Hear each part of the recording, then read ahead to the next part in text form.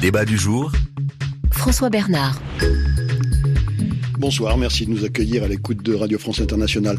Il y a un an, tout juste, éclatait l'affaire Harvey Weinstein. Ce producteur américain de cinéma était accusé de harcèlement, d'agression sexuelle par des actrices de renom. Et en acceptant de sortir de l'anonymat, ces vedettes de cinéma ont encouragé des milliers de femmes à, elles aussi, dénoncer des hommes qui leur avaient imposé des relations intimes dont elles ne voulaient pas. Cette parole libérée, la revendication qui l'accompagne sont devenues un sujet de débat qui invite les hommes et les femmes à réfléchir sur leur comportement, sur ce qui est acceptable, sur ce qui est autorisé. Alors comment cette réflexion affecte-t-elle le rapport qu'entretiennent les hommes et les femmes individuellement, collectivement ? L'affaire Weinstein, le mouvement MeToo change-t-il la relation homme-femme ? On va en parler avec nos deux invités de ce soir. Je vous les présente tout de suite. Je commence avec vous, Laure Murat. Vous êtes essayiste, professeur à l'Université de Californie à Los Angeles, auteur d'un livre qui s'appelle « Une révolution sexuelle, réflexion sur l'après-Weinstein » aux éditions Stock. Bonsoir à vous, Laure Murat. Bonsoir.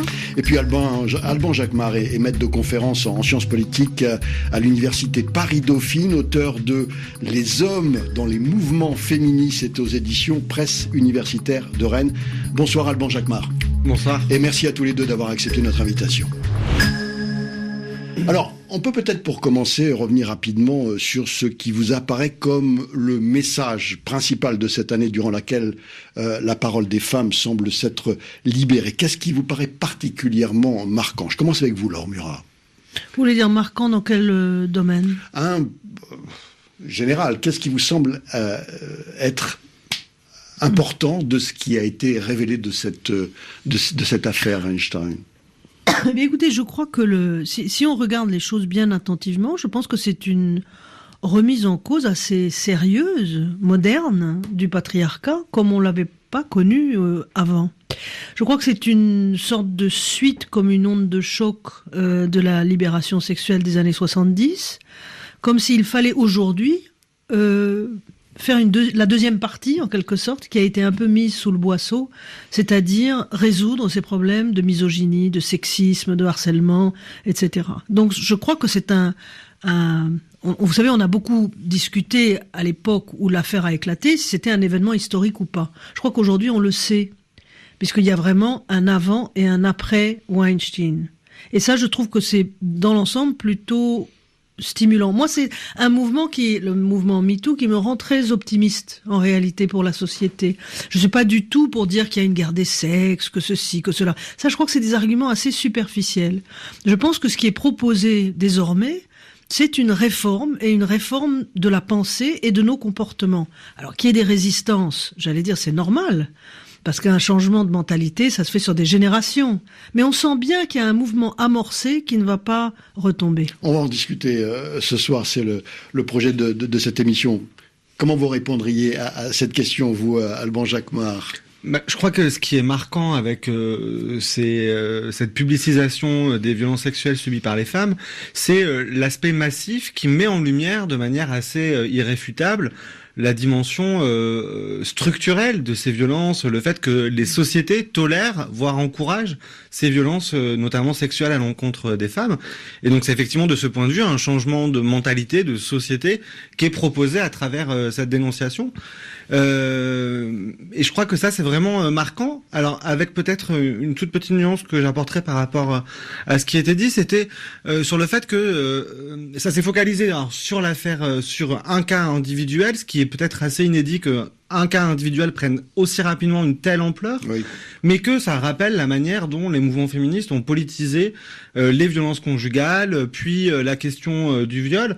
Et donc, il y a effectivement une continuité, je pense, là, assez évidente sur la façon dont les mouvements féministes, ou en tout cas les prises de parole féministes, puisque sur MeToo, c'est plus atomisé, en tout cas au départ, permettent de mettre en lumière une dimension sociale de ce qui était perçu jusque-là comme relevant de comportements individuels qu'on pouvait éventuellement déprécier personnellement, oui.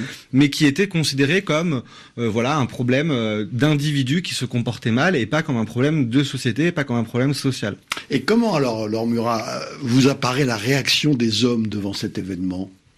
crois que c'est difficile de dire en général. Oui. Ce qu'on lit dans la presse, je trouve, est un peu décevant en France. C'est-à-dire qu'il y a vraiment une sorte de binarité. D'un côté, il y a cette réaction très conservatrice issue de la Manif pour tous, qui vous explique justement que c'est la guerre des sexes, que les pauvres hommes, ce sont eux les victimes, qu'on ne va plus pouvoir avoir cette fameuse liberté d'importuner, etc. Et de l'autre, chasse à l'homme. La chasse à l'homme, etc. Et de l'autre, vous avez les féministes, et Alban Jacquemart avait raison de rappeler qu'en effet, tout ça faisait partie des luttes féministes, mais disons qu'elles n'ont pas été aussi réussies, entre guillemets, enfin, elles ne sont pas réalisées autant que la pilule, l'avortement et des marqueurs comme ça très importants. Donc je crois que les hommes, quand je les interroge, moi j'interroge tous les gens autour de moi, le chauffeur de taxi, des gens de mon entourage. Dès que j'ai l'occasion d'en parler, j'en parle pour voir comment ça se passe dans les familles, au travail, dans la rue, etc. Qu'est-ce qui se dit alors ? Et je trouve que les gens, en règle générale, ont une prise de conscience. Il y a une prise de conscience qui me semble beaucoup plus subtile que ce que dit la presse, en opposant toujours blanc et noir, X à Y, etc. C'est-à-dire résistant et solidaire, c'est oui, ça ? C'est ça. Je pense que ça se joue d'une façon beaucoup plus raffinée en réalité, et que les médias aiment la binarité parce que ça fait de l'audience ou je sais pas quoi. Mais la binarité, c'est le contraire de la dialectique. Et la dialectique, moi, je la trouve dans la vox populi. Les gens interrogent leur propre comportement. Quelquefois s'énervent, hein. C'est pas pour dire que ils battent leur coulpe ou je ne sais quoi. Et mais bon, je suis d'un tempérament optimiste, donc j'ai bon espoir que ils rentrent dans cette conversation, et pas pour des raisons narcissiques ou défensives, ou etc. Et qu'on fasse ensemble avancer les choses. Parce que je crois que le propos de MeToo, c'est aussi comment vivre ensemble et mieux qu'auparavant. Alors sur ce point précis, je reviens vers vous, Alban Jacquemart. Résistance, solidarité qu'on évoquait à l'instant avec Laure Murat. Qu'est-ce qui semble prévaloir selon vous ? Alors, c'est difficile de dire dans la société, les hommes en général, il faudrait des enquêtes qui existent pas encore pour savoir qu'est-ce que ça a pu changer, des pratiques, des représentations, etc. Si on doit distinguer les prises de parole dans l'espace public, effectivement, je pense qu'on peut partager ce constat assez décevant, qui témoigne du fait que les hommes, en fait, sont plutôt intervenus soit pour ouvertement résister, soit par une solidarité, mais toujours un peu modérée, critiquant le port, critiquant le fait de donner des noms, etc. Et je pense que ça atteste du fait que ce mouvement, c'était un mouvement de femmes. #MeToo, ça veut dire, moi, femme, je raconte l'expérience que j'ai vécue, l'expérience de violence que j'ai vécue, et que ça déstabilise aussi ce qui est de l'ordre du quotidien, du routinier dans la prise de parole public, qui est plus souvent, plus normalement, une prise de parole d'hommes, et que donc tout d'un coup les hommes habitués à prendre parole en public, j'insiste, c'est pas tous les hommes, ont été un peu, je pense, déstabilisés par ça.